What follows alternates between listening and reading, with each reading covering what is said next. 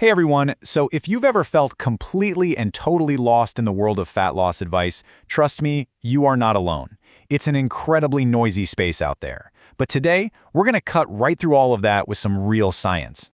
I mean, seriously, it feels like every single week there's a new, best way to eat, right? One person says count every last calorie. Another one swears carbs are the enemy. Then a third person tells you that you can only eat in this tiny little window of time. It is exhausting. But what if the answer isn't about picking one of these sides and going to war? You know, the fundamental rule of fat loss, what we call energy balance, it's actually super simple. It's kind of like a law of physics. But all the little variables that make up that equation, well, that's where things get incredibly complex and, honestly, really fascinating. So let's unpack that science right now. Okay, so you've heard it a million times. It's just calories in, calories out. And you've probably also heard people shoot back with, it's way too simplistic. You know what? The truth is, they're both right. It is a fundamental law, but it's also a wildly complicated, constantly moving target. Let's start with the calories outside of things, because I promise you, it is not what you think. So check this out, because this fact surprises almost everyone. The vast majority of the energy you burn every single day, it's not from that intense workout you did. Nope. It's from your resting metabolic rate, your RMR. That is the energy your body needs just to keep the lights on. You know, your heart beating, your lungs breathing, your brain firing. It's the silent, biggest piece of that whole calories out pie. Now let's look at another piece of that pie, something called the thermic effect of food, or TEF. Just think of it this way. Your body actually has to spend energy to get energy.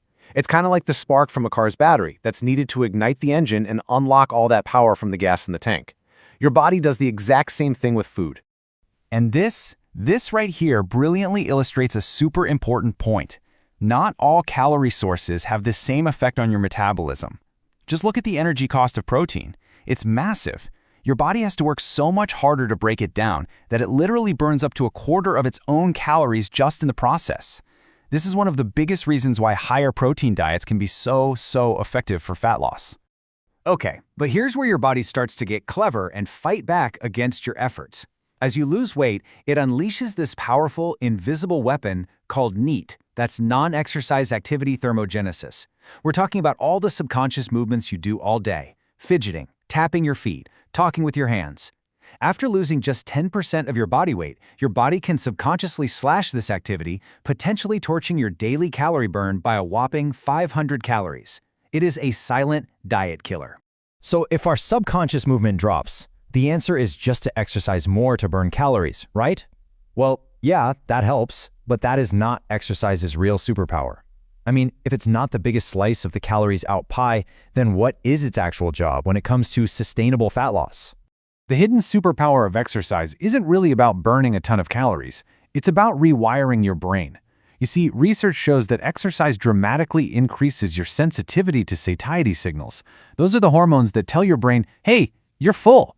So basically, it helps your body's appetite control system work the way it's supposed to, which means you're not fighting this constant uphill battle against hunger. And the proof? It's right there in the results. When researchers look at the people who actually succeed, the ones who lose a significant amount of weight and, here's the key, keep it off for years, the link is undeniable. Over 70% of them are regular exercisers. It really seems to be the critical habit for making this whole thing last. Okay, so if we know protein is key and exercise helps manage our appetite, does that mean we should all be doing some high-protein, low-carb keto diet? Or maybe intermittent fasting is the real magic bullet? What does the hard science actually say when we put all these popular diets head-to-head in the lab? Well, here is the big reveal from massive, large-scale studies. When you control for the things that matter most, that's overall calories and protein intake, there is no significant difference in fat loss between diets like low-carb and low-fat. They just plain work through different mechanisms, but they get you to the same result. The whole idea of one metabolically superior diet, it just doesn't hold up under real scientific scrutiny. And that brings us to the single most important factor, the one thing that predicts success above everything else, and that is adherence. It truly does not matter how perfect a diet looks on paper if you can't actually stick with it. The best diet for you is the one that feels the least restrictive to you. So you actually get to choose your own tool for the job. See, all effective diets create a calorie deficit through some kind of restriction. The real question you should ask yourself is, which type of restriction best fits your personality? Do you prefer to limit a type of food? Or maybe the time you eat? Or do you like the data and prefer just tracking your overall intake? The power is in choosing the path you can actually walk for a lifetime. But that's the million-dollar question, isn't it? I mean, it's one thing to stick to a plan for a few weeks, maybe a few months. But for life? What really separates the people who succeed in the long run from those who just regain all the weight? The answer goes so much deeper than just food. The answer to that question, the key to it all, reveals that the ultimate driver of lifelong success isn't about willpower or discipline. It's about a fundamental, deep-down shift in your identity. Yeah, studies on people who successfully maintain their weight loss find this one common thread. They stopped seeing themselves as a person who was on a diet. Instead, they became a new person. They adopted the identity of someone who is active, someone who makes mindful food choices, who puts their health first as a core part of who they are. Their actions just followed their new identity, not the other way around. The actor Ethan Suplee, who lost over 300 pounds, puts this into such powerful words. He says he had to literally kill the person he used to be to become the person he is now. He talks about it as a daily choice, a daily act of choosing his new identity over his old one. It's not just about changing your habits, it's about changing who you see yourself as. So as we wrap all this up, maybe we can just reframe this whole conversation. The science shows us the mechanics, energy balance, protein, exercise, and they're all crucial tools for sure. But perhaps the most powerful tool of all is asking yourself this question. Because once you decide who you want to become, the what to do part suddenly becomes a whole lot clearer.